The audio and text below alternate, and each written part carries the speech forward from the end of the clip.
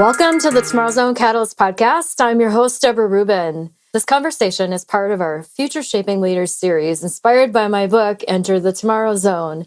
In the series, we're exploring how senior leaders are thinking and leading while responsible for shaping the future inside of complex organizations and markets. So let's get into it. Today's conversation features Brian Burkhart. Brian is a best-selling author, entrepreneur, communication strategist, and founder of Square Planet.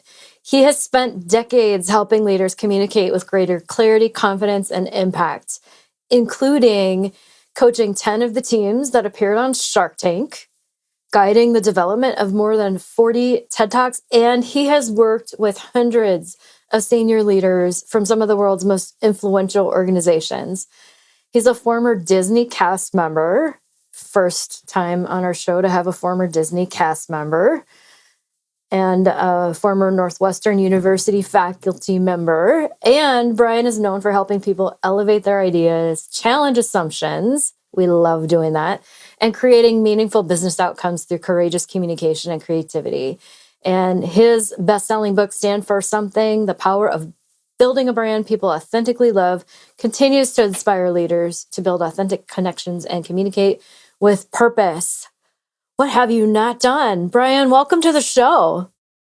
Deb, it's so good to be here. You are the highlight of my day. When I looked at my agenda this morning of all the things I had to do, I was like, I get to hang with Deb Rubin and talk about Tomorrow Zone. I'm very excited. It's good to be here. Awesome. Well, the first time I met you was just recently, actually. We were introduced by Brian Moore, who was on our show as well. And you surprised me because you immediately launched into a Minnesota accent. So don't you know? You won me over in that moment. I feel like we should go out on a boat for about an hour. Oh, yeah. And then we can go to the dime store and get a pop. You want to come with? We can get a pop. You can go to the Bubbler, which is my favorite little Minnesota thing, or a hot dish. Wait, we can talk about a hot dish. Not where I'm from. It's not a Bubbler, but we do a lot of hot dish. It's very interesting to me. I'm a Chicago guy, born and raised, and I'm a big fan of the Twin Cities. I've done lots of work there. Extraordinarily delightful people who have all been deluded to think that somehow it's okay to spend 9.5 months in the frozen death. But hey, you do you, Deb. I'm not going to tell you you're wrong. Well, West Coast, Best Coast. Just saying, I made the move a decade ago. There's this thing. It's called the sun. Maybe you'll remember what it is. It's delightful. It's very warm. Yeah, very nice. Yeah. Well, we definitely embrace it in the summer months. All 7 weeks of it. I understand. Yep. But, well, thanks for joining us anyway. I really am excited to be with you. For real, you are very delightful on a million different levels, and I am really, truly ready to rock and roll. So let's get into this. All right. Well, let's make awesome happen. So before we dive into your story, I would love if you could just share kind of that 30,000-foot view of the type of work that you're leading and the strategic focus behind it.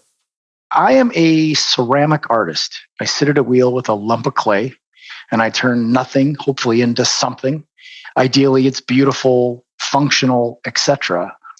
And that work, which sounds like my hobby because it is actually also what I do professionally. Not ceramic art, but helping senior leaders and organizations communicate more effectively. I want those imperfections. I want those fingerprints that are on the clay to be expressed fully as people communicate the things most important in their world, the stuff they do every single day. And the truth of the matter is, especially as we get deeper and deeper into things like AI, it's going to be a perfect thing for us to talk about. The human side of it, the felt sense, the emotional side of my work, that's the lift. That's where things get really real. Lots of tools have existed for a long time to make us sound perfect, but I want us to be genuine. I want us to be artists. So my work really revolves around helping people find the right words. It's about clarity, conviction, and connection, and it is never about perfection. I love that so much in a world where we're surrounded by artificial, like helping people to be more human in their communication. I think it's more important now than ever before. So very cool. More reasons I like you. We fully agree. And you're also the first ceramic artist that we've had on the show, I think. We've had a couple of other artists on the show, but yeah, I think that's I will say you kind of asked a question almost as a aside in the intro of what have I not done? And the answer is dunk a basketball. I Really? am not burdened with excessive vertical. And so, of all the things that I've accomplished, getting near a basketball rim, no, not me. Not going to happen. That is something that we have in common. Yeah. And, if we ever meet in person, you'll find I'm much taller online than I am in person. I say it happens a lot. People often, as like walk through an airport or whatever it is, they'll stop and they'll ask for my autograph. They'll go, Dwayne, The Rock Johnson, can I get your autograph? I mean, it happens a lot. People really get confused when they see me. It's very real, very real. I can see that. Yep. Sorry, I'm laughing with you. All right. So, let's get into this. So we're talking about future shaping leadership, and you're doing some really, really cool things to even help other leaders shape the future through their communication. So what sparked your commitment to this challenge, and why does it matter to you? I've really been at this a long time. I remember in 5th grade running for student council president of Oak Ridge Elementary School. And that meant I got to stand in front of my class it was hundreds of kids. And I was by no means the smartest, the tallest, the most athletic, the most popular. I was none of those things. But I was able to stand at that little tiny lectern. I pulled the gooseneck mic down. And when I gave that speech as a 10-year-old, I knew I was going to win. I knew it in the moment. I could sense it with the audience. And my running mate, good pal of mine, we won in a landslide. And that was really the moment that everything started for me. I recognized the power of communication. And that got developed as I got older in a variety of ways, inclusive of things like working at Disney World. But the truth of the matter is, this really has been a big part of my world since I was a little guy. And today, now many decades later, it's only gotten more deep into the science behind it. I spend my time really focused on influence, on persuasion, on rhetoric, on the power of words. And it is the one skill that all of us, we have no choice. There is not a single human who doesn't have the need to communicate from time to time. And I don't care if it's a text message, an email, a phone call, or a stand and deliver presentation. You need to be able to communicate effectively if you expect any sort of a success in this world. So for me, it's old and super important. It really is. And it doesn't matter what your role is. I mean, communication, even so we were just exploring this in another meeting today, but like, it's not just even in your communication with humans anymore. It's true. Like getting your message and your intent across it's true. to an AI. I mean, that's an adventure in itself. I have a little wrestling match going on in another screen over there right now where that's happening. So, yeah, I think this is you and Claude are at a little bit of a, yeah. Well, yeah, and lately I've been pitting Claude against ChatGPT. Like, can you translate for me? Here's what I want. Tougher? They each have their warts and they each have their stars. So I don't know. I don't know that one's better than the other. I am leaning more toward Claude these days, though. It's funny you say that. I'm very much leaning towards Claude. By that, I mean like 98.2. I use Claude all the time. And it's really interesting because, I mean, you've nailed it, Deb. In the settings, this is no news, in the settings of both Claude and lots of other, I'm sure, AI bots, I've done a really, I think, thorough job of telling it exactly how I want it to behave. And that's one of those kind of things where it will connect and communicate more effectively with me by me teaching it. It's a funny thing because lots of people don't recognize the intricacies of this. It seems very superficial to just hop in and ask questions. It is definitely a deeper dive to give it some parameters. But that's actually very much how our worlds are. We know when we step out of line. We know when things are not necessarily loved by society, and AI knows no better. So we have to teach it. That notion of communicating effectively, it is very much human to human, but you are 1,000 billion% right. Today, it's also human to machine. It's very real. Yeah. I don't think we can escape the need for better communication all around. So, I mean, you've been at this for a really long time, since 5th grade. You just called me old. You just called me old. It's okay. I'll take it. It's fine. Indirectly. All right. So, but when you started, when you started to really commit to doing something about this and you recognize the power of communication, Where did you choose to focus your energy, and why did you choose that focus? I can't sit here truthfully and tell you that it was so proactive on my part. It kind of came sort of in a roundabout fashion. When I really was beginning my career, I worked on meetings and events. I did that for many, many decades. I was behind the scenes, kind of a producer director type, but a big part of what I did was behind the camera as a producer of media elements that would be played at large events. And so my job was to make others look and sound good. And things really took off. I was actually in Detroit. I was filming the chairman and CEO of General Motors. At the time, his name was Rick Wagoner. And this was when General Motors was, maybe like a top 5 company in the world. It was a big deal. And I remember the moment very, very clearly. I was sitting across from him. He gave an answer that sounded like it was written by marketing and approved by legal. And I leaned in and I said, Rick, what if you said it this way? And I gave him a new way of saying something. And he kind of gave me a look and he did it. And everyone in the room, all of his comms people, all of the production crew, everyone knew that it was a million times better. And he kind of gave me a look. And he pointed to this comms person on the edge of the room. And it was kind of like, and I was in. And that was the moment it really clicked. Like, I'm a fairly young, like 20-something, 28-year-old something. And I just made the chairman and CEO of General Motors sound and look better. That's kind of where things took off. I think I got serious about the craft. Before that, it was just an innate sense of how to do things. But it was in that moment that I recognized, okay, there's something here. I need to be a better student of the game. It just reminds me of a dear mentor of mine. That was one of the best pieces of advice that I ever received in my career, is always be a student of your business, whatever it is. And I've taken that to heart. I'm doing it right now. I'm practicing curiosity in public with this show, but I think that can just take you so far.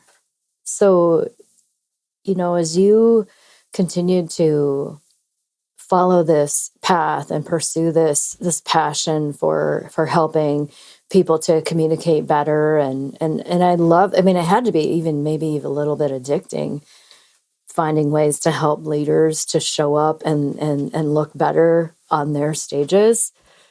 What was an assumption or a belief or a habit that you had to rethink or change along the way? Ooh, that's a good one. I think I probably teased it a little bit about this notion of perfection. We, as a group of people that do business, at least in the United States, but I think probably globally, we have been socialized in a way to be perfect. Perfect the deck. Cross every T, dot every I, be perfect. And yet it's interesting because I do a lot of work with salespeople, and we'll talk about things like sales presentations, and they'll go do an important one, and they'll report back to their boss. Boss will say, how'd it go? And they'll say things like, I think it went really well. They really liked when I talked about X, Y, or Z, and they reacted really positively to A, B, and C. They never said, ever, never, do they report back and say, oh, I was perfect by delivering the value proposition as it was perfectly codified by the marketing team in advance. We don't say those things. We talk about the emotions. I think that when I was really beginning this in my whole kind of way of approaching things and even coaching people, I too was wrong and pushed the notion of perfection. It's just ridiculous. At the highest of level, ridiculous. And once I made that shift to a much more artistic expression, to a more emotional one, and then saw the science of how the brain actually works, it became really, really, really, really, really clear. The thing that I think strikes me the most, and this is not expected. Yep, I do have this. I'm thinking of this little poem, Deb. I'm going to read you a poem. Yep, I'm going to read you a poem. Okay, awesome. Let's do it. This is by a poet named Nikita Gill. She's amazing. She was 13. She's British. She was 13 when her first set of poetry was published. This is not long. You can see it's a quick little page. It's called The Truth About Art. It's on page 88 of her book, Wild Embers. And I was at a bookstore in Moab, Utah, and my wife came running up to me. She's like, you got to read this. I'm not a poetry guy. I have a football helmet on my shelf. I am not a poetry person. She hands me this book, and I was like floored. It stopped me cold in my tracks. This is exactly what I had been trying and still have constantly been telling people. It's this. And so Nikita did it for me in a way that I could never do. The truth about art. People don't look at art because it's perfect. People look at art because it's extraordinary, strange, different, captivating, odd, unusual. They look at it because it stands out. Some artwork is so entrancing, people spend hours looking at it and in awe of its strangeness. Sometimes entire rooms are dedicated to one masterpiece, so it's given its proper glory. Perfection is boring. It's stereotypical. It blends together and it's easily forgotten. What I'm trying to say is you can strive to be perfect or you can strive to be art. People, don't be perfect. No one remembers it. We just want you to be you. We want you to be art. The same way you can take a bowl that I make or a bowl you buy at Target. They do not feel the same, look the same. They work the same, but you feel mine because I made it. It's not perfect, but you know, and that's a good thing. Mm. Nikita, I love buy that the book. so much. Isn't that great? Yeah, and this is something that so I've been using AI for 10 years now. So we talk about AI a lot in the Tomorrow Zone. And now with the prevalence of these large language models and easy, ubiquitous access to AI, this is the challenge. Like, you know, trying to be perfect and polished through our use of AI, we're losing the art of humanity. And I just saw a headline. It was saying something like, all of the marketing tactics still work. They just don't differentiate you anymore. Like when everybody has access to the same tools, the same techniques, the same ability to polish and perfect, where's the uniqueness, the strangeness, the art, as you shared in that poem? That really, really hits home. So what does that mean to you in relation to the work that you're doing? It means a lot. I think when I work with the leaders of the organizations, for their individual side or even for the company, when I help build those messages and really teach them how to do it, I remind them constantly that we are working on emotions first. We want to understand core beliefs. We want to make people feel something. We want to create congruence that we believe the same things. And if we don't believe the same things, if we're at odds, hey, fine, they'll go someplace else. And so that notion of creating emotion in light of perfection is really the work. It is not always easy. It's a little bit like Sisyphus, the guy who was banished to the hill to push the rock up, and as soon as it got to the top, came back down again. This is my life, right? Like over and over and over again, everyone I meet, they want to be perfect. They want everything to be so buttoned up. And I'm not saying that I'm looking at excuses. No. There's a difference between being prepared and being perfect. There's a huge difference between moving people and just completely floundering. The ultimate goal is to really, truly be effortless, to just be, to really internalize the message, to know exactly what it is that you stand for, to understand your core beliefs, and to recognize that it is a yes and. Yes, in business, we need all of your logical, smart, very cogent arguments. And we need the human side. We need the emotional side. We need to feel as well. When those two things come together, we win. So I would say that any way you slice it, it never stops. It's sometimes hard. And there are definitely some people that just kind of steadfastly refuse, and they won't be a good fit for me as a coach and they as a client. So can I dig into that a little bit? Sure. I'm really curious because I work with a lot of executives and a lot of leaders in finance where things are black and white and perfection is the order of the day when it comes to the way we do business. Otherwise, you're going to be in the news, not in a good way. And so there's all this pressure to be perfect. Do you have, do you have stories of like getting through to someone who has resisted but maybe overcome that resistance to really take in the need to convey emotion and that more of the human side than the corporate comms approved perfection scripted message. And I would love to hear stories of that, and how do you get through to those people? I'll give you one that was direct from finance. This was organizational and then ultimately was delivered by individuals. And so it does carry weight for both camps. It was a Chicago-based client of mine, technology company that did a lot of cloud migration. At this point, let's call it a decade ago, when cloud migration was a big deal. They had one big client, it was Discover Card, and they were doing cloud migration that had to be perfect. It's finance. You can't get a penny wrong, right?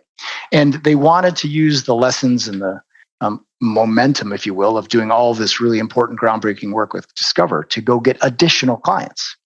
And they kept telling about team, time, tech, price, and it was not moving the needle.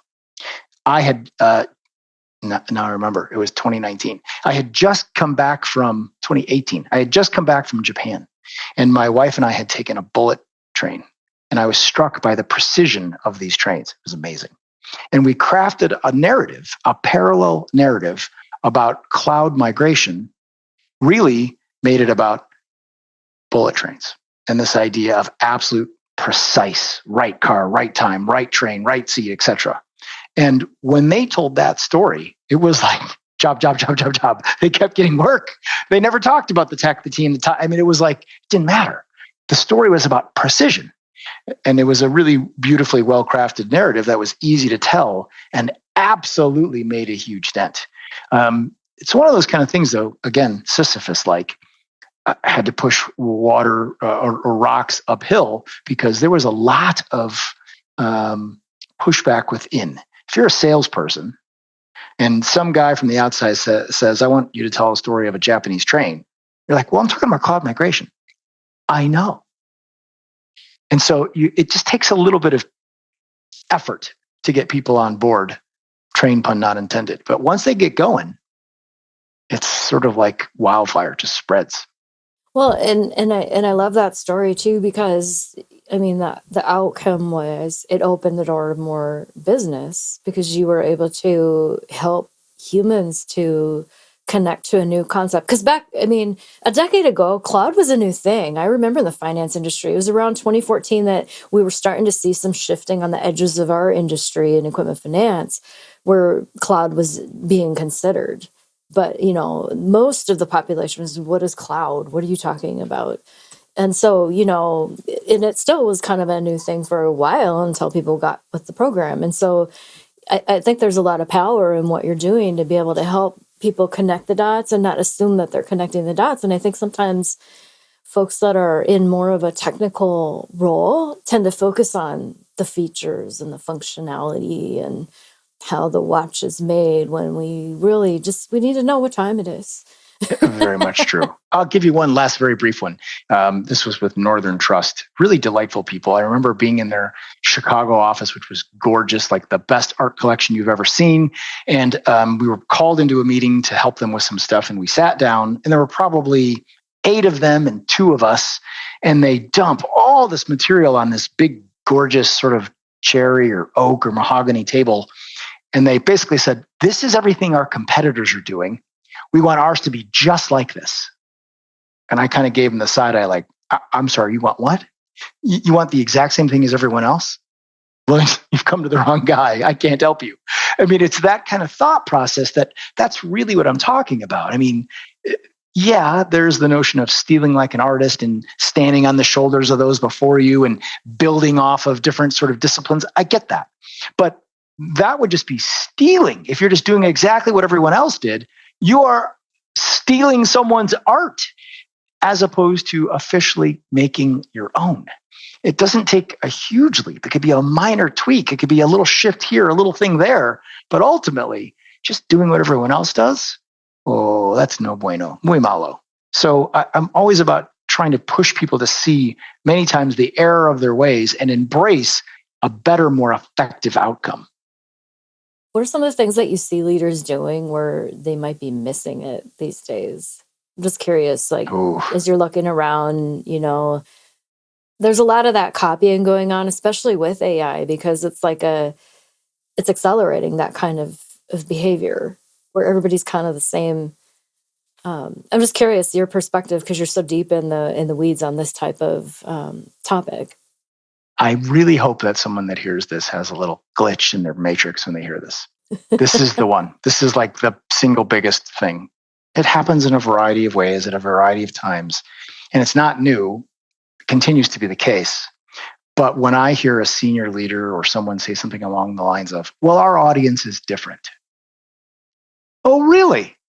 Oh, so when all the 8 billion people that occupy the planet and the 324 million here in this country, oh, your little subset is somehow magically DNA wise different. Oh, okay. It's just like the most preposterous thing on the planet. People are people. And it is the single biggest red flag. And I can always challenge that. The other one, no surprise, right? Like the goal of business is to make money. Even nonprofits are trying to make money. And so business is business, friends. It's not a big challenge. You want to sell something for more money than you spent to create that thing. It's the way it works. And very frequently, I will hear leaders say, a variety of different things, but it always comes back to this single notion.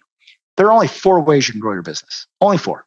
You do more work with those you're currently working with. You do new work with people you've never worked with before. You raise your rates, or you go buy additional business by, let's say, another company.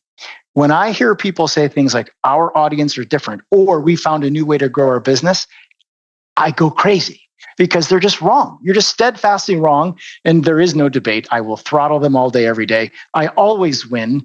And sometimes it takes a little public humiliation to get there. But those are the big red flags where it's just like, peeps, no. So it sounds like the thing that you're really focusing on is some of these timeless patterns and behaviors that we see in humans and in business.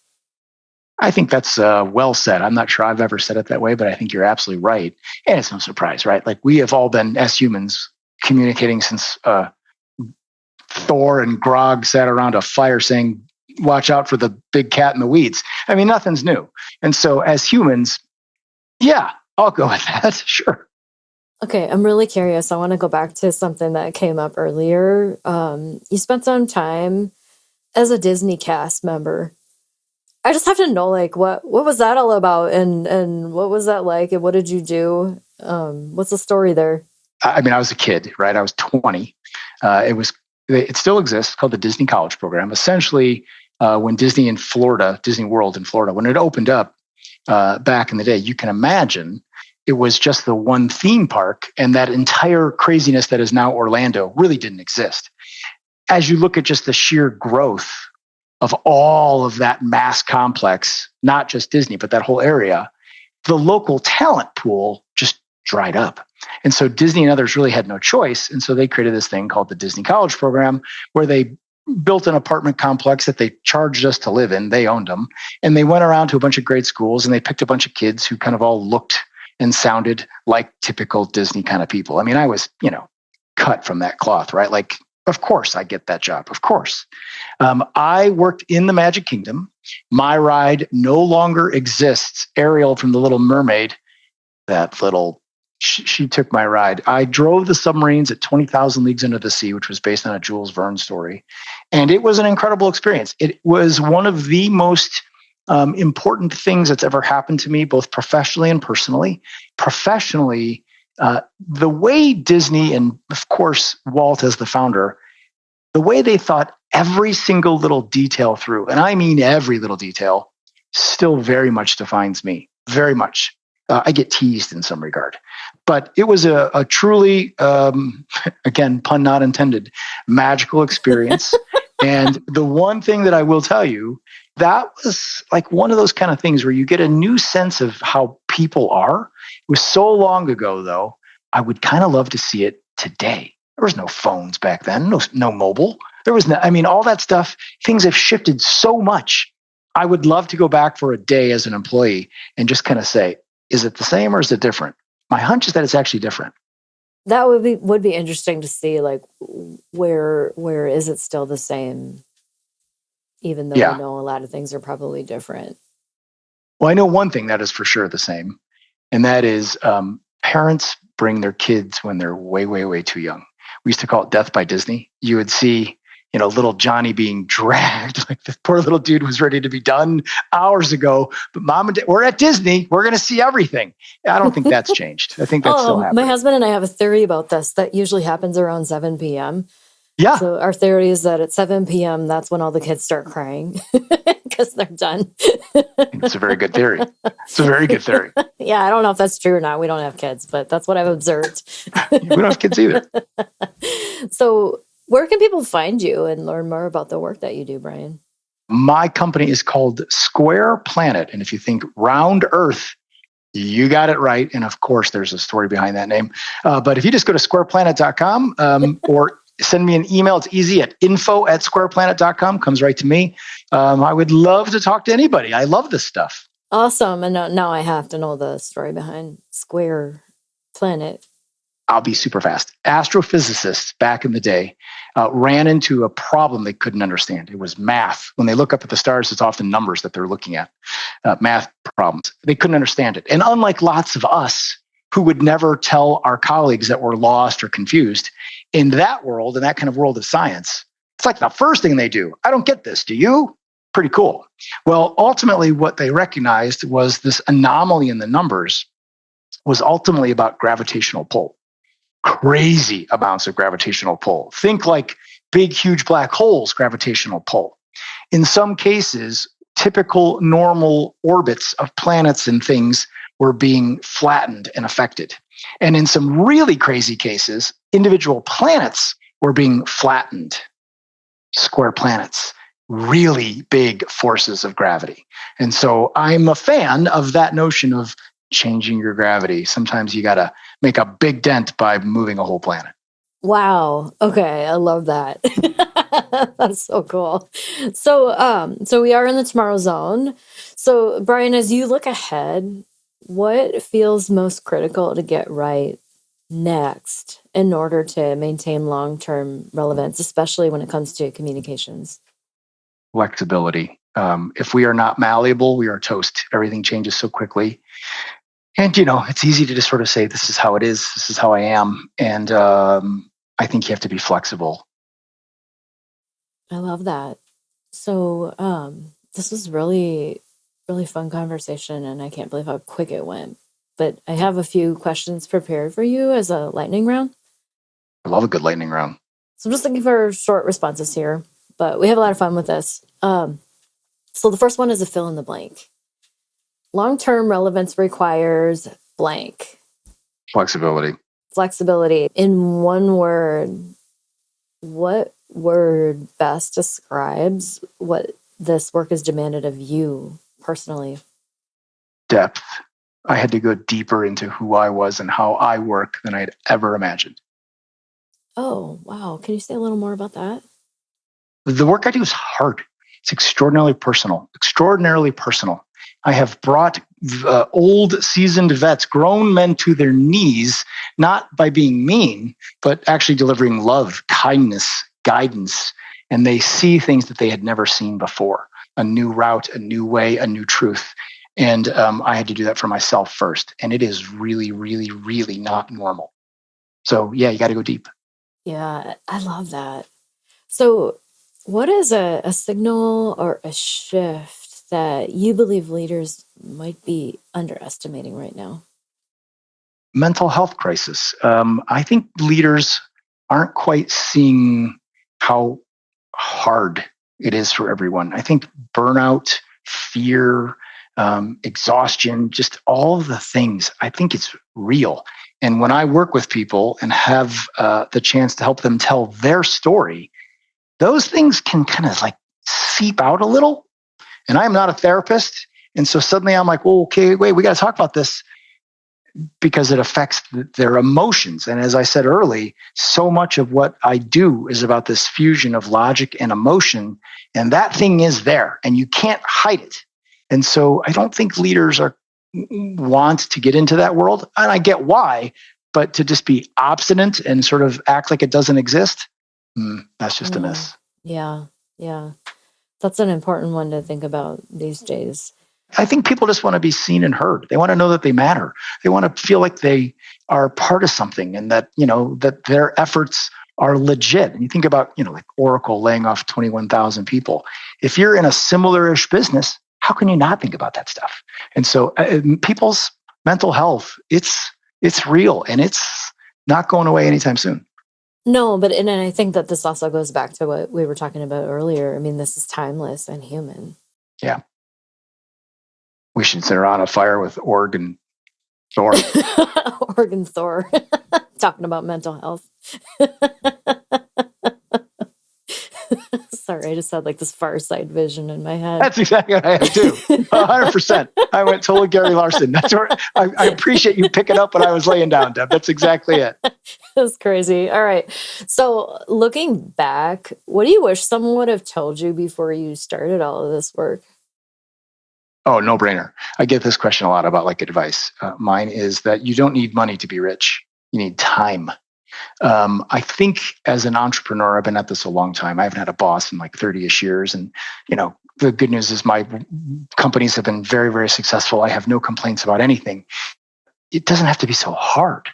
I think if you just kind of give yourself a lot of grace and understand that time will provide real dividends if you just know a little bit, that would have made the whole grind of doing the work and feeling the pressure to produce and the scorecard and all those things. If I had just known that little wisdom way back when, life would have been a little easier. That's good. That's a good one to wrap with. So, yeah. Brian, I just thank you so much for joining me today. It was really fun to hear your story and hear about the work that you're doing to help leaders to show up better. Well, it was very, very fun to hang with you, Deb. I hope we get a chance to do it in person, maybe around Lake Minnetonka, don't you know? Oh, yeah. Well, you get out to Minnesota, you let me know. We'll go get a walleye. It'll be great. It'll be great. That's good eating there, a walleye. When was the last time you actually ate a walleye? A fish fry, probably. Had to be a couple of years, actually. Okay. Yeah. Walleye's good eating. The last time I caught a fish was last week. It's your podcast. You can always edit this, but I got to hear this. What's the deal? On a boat? Oh, yeah. I was on the boat. It was huge. I was really fighting to bring that thing in. Was it a... Oh, okay. One of those little plastic... It was a cute little perch. But I was like so glad I didn't get skunked. Oh, that's outstanding. Yeah, anyway. So fun. Well, I'm out here in the desert, and I'm not kidding. The entire time that we've been talking, there's been a roadrunner like right there, just kind of hanging out, looking at me with his dead eyes. Is there like a coyote slinking around out there too? We have so many things here. You just can't even imagine the sheer number of critters. It is like we are the ones locked in the zoo, and they are in the out. It's nuts, but it's cool. Like an adventure every day. It really is. Truly. All right. Well, to our listeners, if you're serious about shaping the future inside of your organization, I encourage you to check out Brian's website or start with our book, Enter the Tomorrow Zone. And if it sparks ideas, reveals gaps worth exploring, reach out to us at tomorrowzone.io. Would love to have the conversation with you. Thanks for listening. And as always, we encourage you to stay curious and choose to make awesome happen.